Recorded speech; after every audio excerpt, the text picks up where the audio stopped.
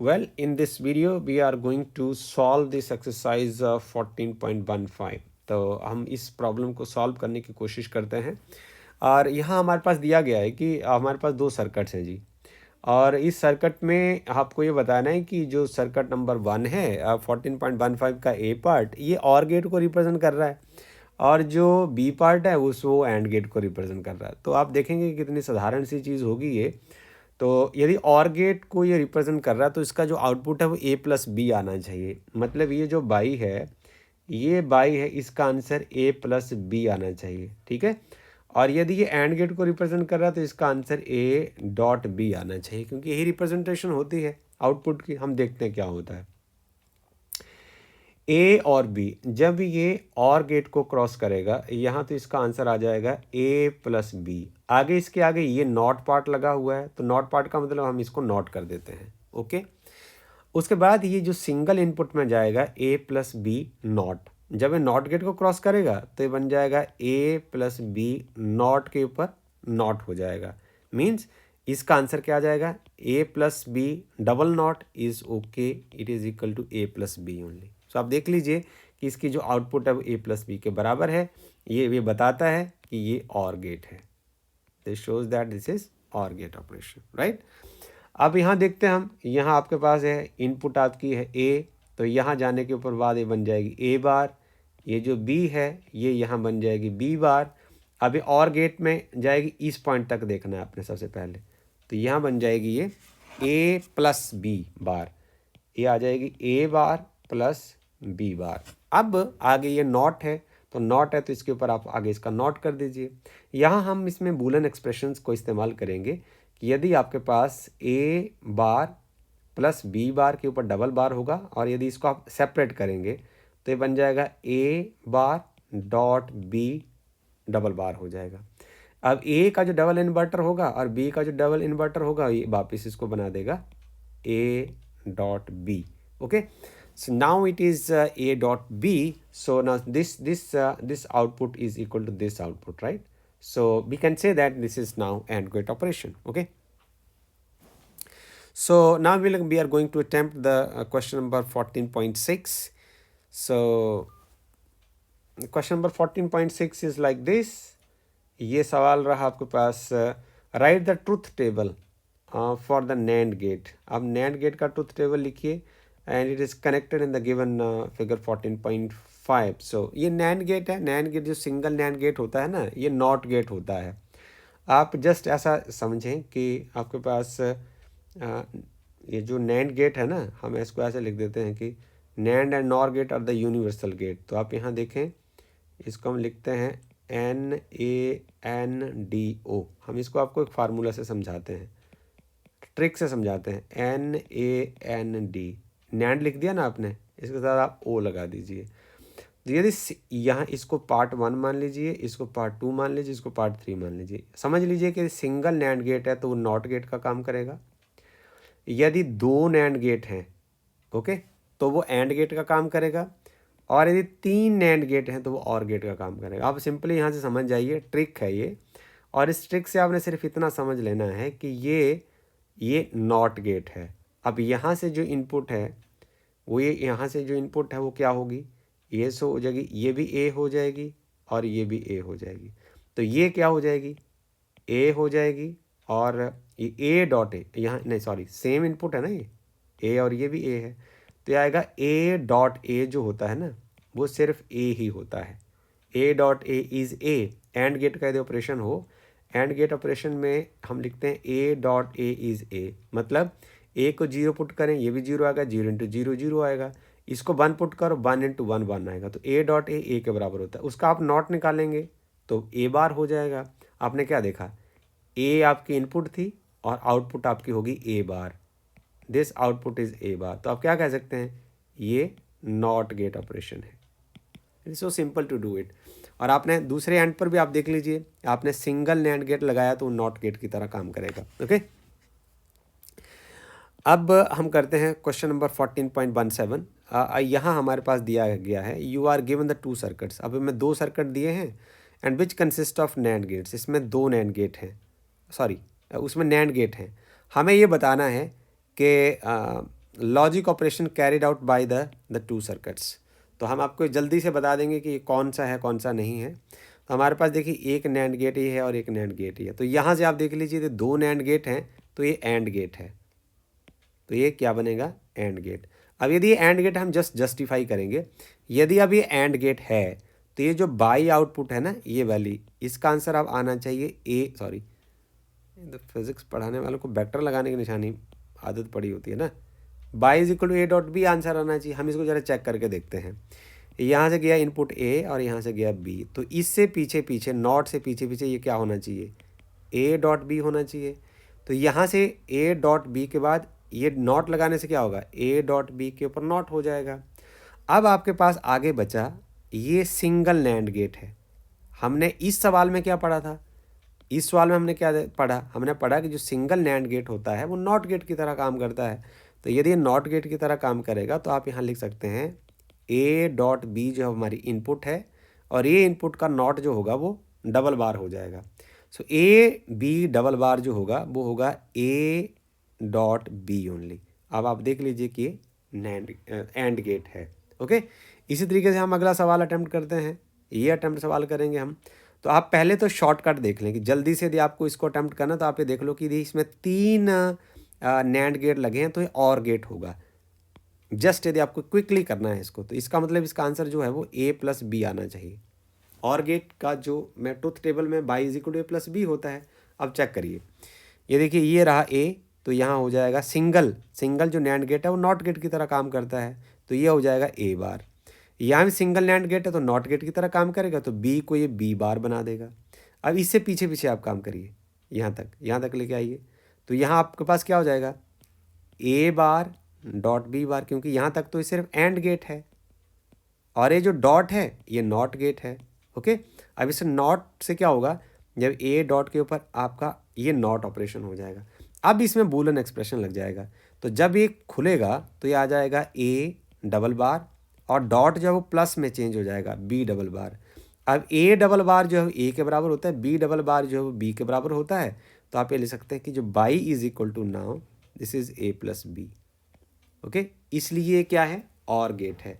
तो आप ट्रिक से करना चाहें जल्दी तो आप तब भी कर सकते हैं, और यदि आप सॉल्व करना चाहें तो आप तब भी कर सकते हैं। बाकी आप 0 1 वैल्यूज़ तो आप पुट कर लेते हैं, वो टेक्स्ट में हमने आपको ऑलरेडी पढ़ा रखा है। अब हम नेक्स्ट सवाल में चलते हैं। अब सवाल हमारा 14.18 है, right the truth table of the circuit, figure number 14.17 अगले पेज पर होगा। बिलो कंसिस्टिंग ऑफ, इसमें नॉर गेट्स हैं। नॉर गेट एक यूनिवर्सल गेट है, तो उसके साथ हम और एंड नॉट गेट को हम चेक करते हैं कि वो कैसे होने वाले हैं। इसके साथ मुझे इसके लिए आपको मेरे साथ अगले पेज पर चलना है। तो ये रहा आपका डायग्राम 14.17। इसमें हम सिर्फ इतना पार्ट आपको कराएंगे कि एकदम से आइडेंटिफाई करना है कि कौन सा गेट है। तो हम जब नॉर गेट को यूनिवर्सल गेट की तरह इस्तेमाल करते हैं तो उसका हम आपको शॉर्टकट ट्रिक बताते हैं, वो रहेगा NORA। आपने याद रखना है, इसको मैंने टेक्स्ट में भी आपको वहाँ करवा रखा है, NORA। तो आप यदि सिंगल और गेट होगा तो नॉर गेट होगा तो वो नॉट की तरह काम करेगा, और यदि दो नॉर गेट होंगे लगे हुए तो वो और गेट की तरह काम करेंगे। और ये तीन नॉर, ये हुआ 1, ये हुआ 2 और ये हुआ 3, यदि तीन नॉर गेट होंगे तो वो एंड गेट की तरह काम करेंगे। It is so easy now to do. अब आप यहाँ देख लीजिए, कॉमन सेंस पहले लगाइए। अब यहाँ सिर्फ क्या है, दो नॉर गेट हैं। यदि ये दो नॉर गेट हैं तो ये और गेट की तरह काम करेगा। तो इसका मतलब हम चेक करके देखते हैं, यदि ये और गेट की तरह काम करेगा तो ये जो आउटपुट है Y is equal to A plus B, इसका आंसर आना चाहिए। ओके, जरा देखते हैं कि ए प्लस बी आता है कि नहीं। तो ए है ये और ये है बी, तो यहाँ तक देखिए और गेट है तो जुड़ेगा, यहाँ तक ए प्लस बी हो जाएगा। इतना पार्ट तो और है ना, और ये वाला पार्ट क्या है, नॉट है, तो नॉट की वजह से यहाँ बाहर आ जाएगा। उसके बाद है सिंगल इनपुट, जो है सिंगल इनपुट जो आपके पास नॉर गेट है वो नॉट गेट की तरह काम करता है। ये पहले बोला मैंने ना, यहाँ ये नॉट गेट की तरह काम करता है। इसका मतलब जो ये वाले आपकी इनपुट है ए प्लस बी बार, इसके ऊपर फिर बार आ जाएगा। नॉट का मतलब क्या होता है, इनपुट में को इन्वर्ट कर देता है वो। ओके, तो जब आप इसको खोलेंगे तो ये जस्ट डबल बार जो हट जाएगा, इन्वर्ट होके आउटपुट जो है वो चेंज हो जाएगी, तो ये जस्ट रह जाएगी A plus B. Right. So this output को इसको आप बाई लिख सकते हैं, आपकी इच्छा है वो कैसे करें आप, तो ये प्लस बी हो सकता है। So it is so easy to do it. So next is I mean this is the last problem of this exercise, additional exercise का पार्ट है ये 14.19। So write the truth table for the circuit. अब हमारे पास circuit है figure number 14.18। This consist of NOR gates only. अब इसमें सिर्फ नॉर गेट्स ही लगे हुए हैं। तो आपको बता दिया कि यदि एक लगा होगा तो वो तो काम करेगा नॉट गेट की तरह, यहाँ देख लीजिए।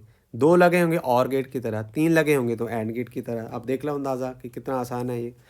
तो जो फर्स्ट वन है इसमें सिंगल नॉर गेट है, तो ये क्या बनेगा, ये बनेगा नॉट गेट। तो ये तो है नॉट गेट। ओके, तो ये जो इनपुट है वो इन्वर्ट होके बन जाएगी। ये वैसे प्रैक्टिकली आपने देखना तो वैसे देख लीजिए, ये सिंगल इनपुट है, यहाँ भी ए आएगी, यहाँ भी ए आएगी। तो यहाँ से यहाँ तक जब जाएगा तो क्या होगा, ये बन जाएगा यहाँ तक बन जाएगा ए प्लस ए। तो ए प्लस ए भी ए ही होता है हमेशा।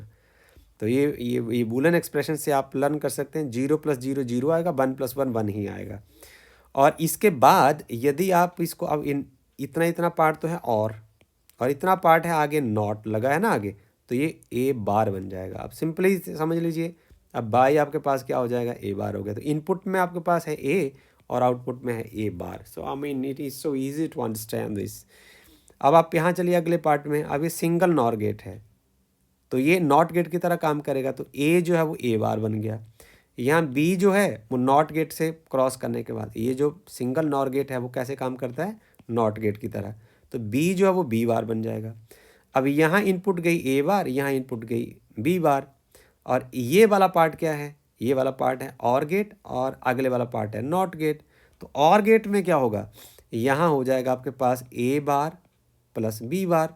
आगे नॉट है तो इसके ऊपर फिर बार आ जाएगा। ओके, सो अब इसमें बूलन एक्सप्रेशन लग जाएगा, ये बन जाएगा A double bar dot B double bar, जो कि आपके पास आएगा ए dot B.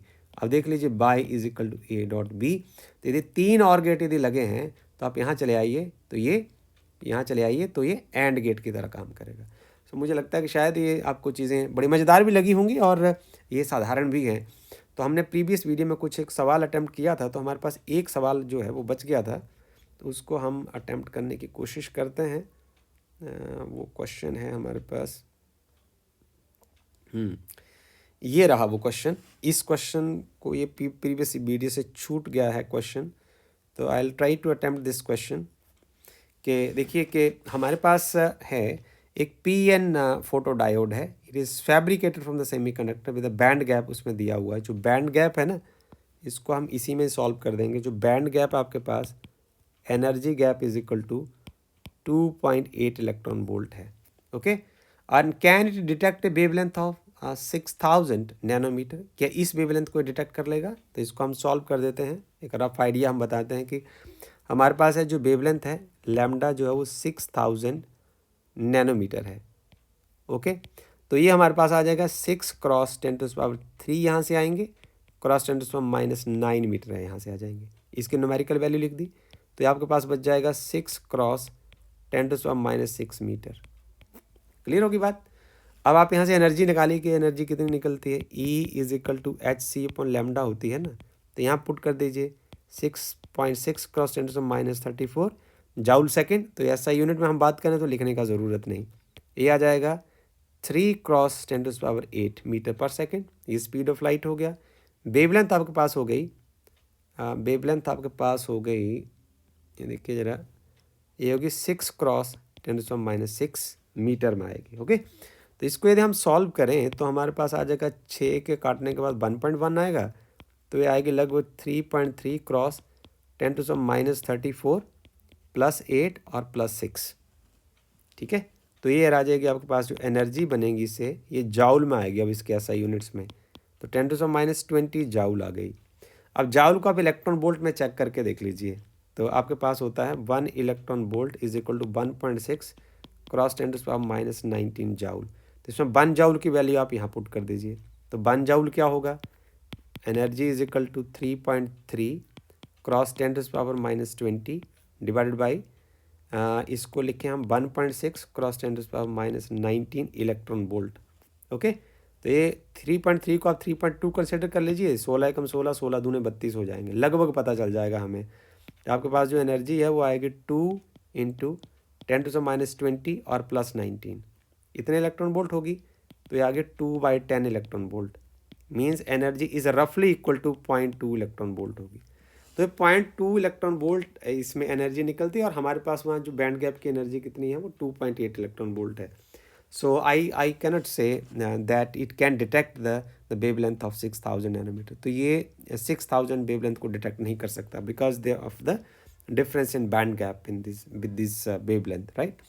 So this is all about with this exercise. I hope that you have enjoyed this exercise a lot और आपको चीज़ें आसान लगी होंगी। यदि आपको कोई परामर्श देना है तो आप कमेंट बॉक्स में ओपनली लिख सकते हैं।